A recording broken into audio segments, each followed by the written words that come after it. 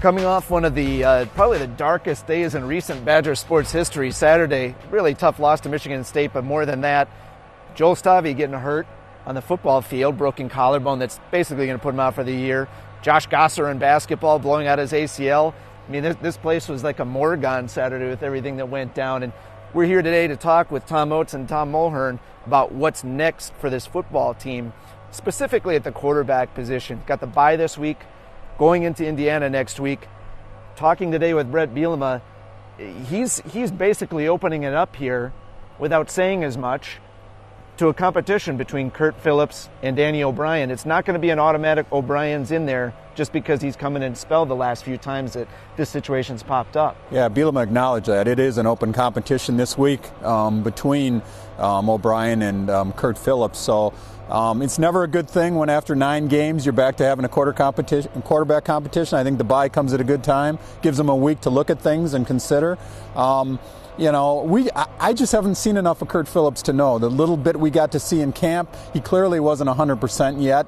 And then the little bit we've seen him in games, you would think he's come along farther physically, and I still think that's the big question. Obviously, when you've gone through 3 ACL surgeries, it's going to be physically. But you would think he's farther along than he was in camp. So if he is, I think Curt Phillips could be the guy. I was thinking maybe Josh Gosser could be the quarterback until he got hurt, because he was a heck of a quarterback at Fort Washington High School. But, I think there's a couple of good work days this week they're going to have in practice, Wednesday and Thursday, and I think it's going to be an open competition. Bielema, for whatever reason, does not seem to be too pleased with anything Danny O'Brien does. I thought he had a quick hook with him early in the year. So I wouldn't be surprised to see Phillips. He's always liked Phillips, but I think, as Mully said, so much of it comes down to health.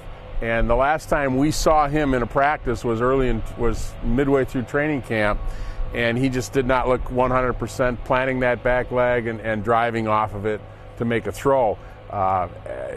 He's a quarterback who made his living with his feet, and he needs his legs 100%, but he would certainly add a different dimension with his running ability if he were to be the quarterback. I mean, the Badgers weren't exactly blowing the doors off offensively with Joel Stave in there on Saturday against a good defense. Everyone looked at that as a litmus test.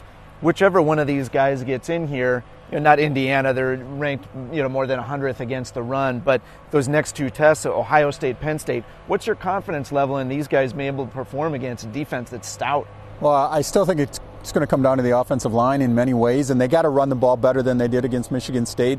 Obviously, they got to stay out of lost yardage situations and 2nd and long and 3rd and long.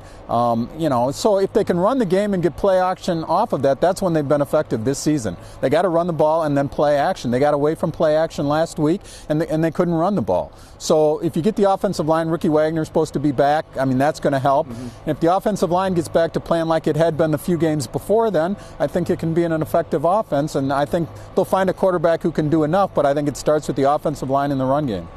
This is a team that, Indiana, that,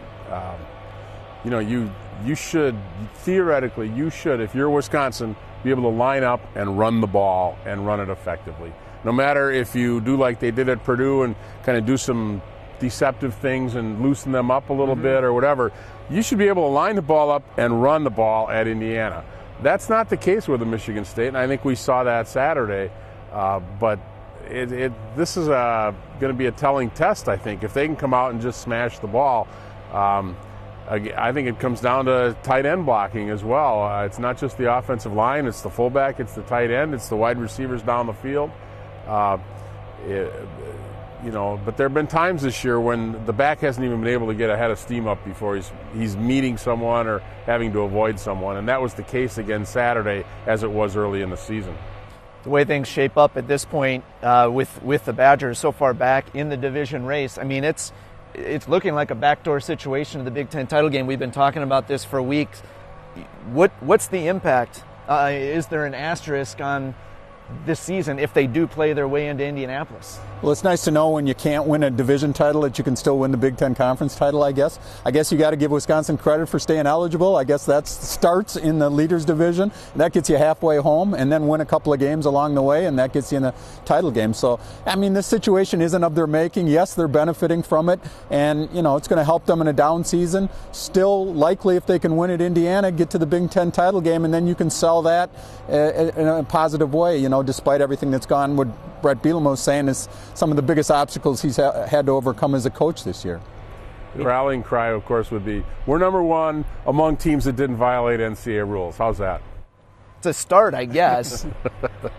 Thanks for joining us. Look for coverage all week in the Wisconsin State Journal and madison.com. We'll be back with you for game action on November 10th at Indiana.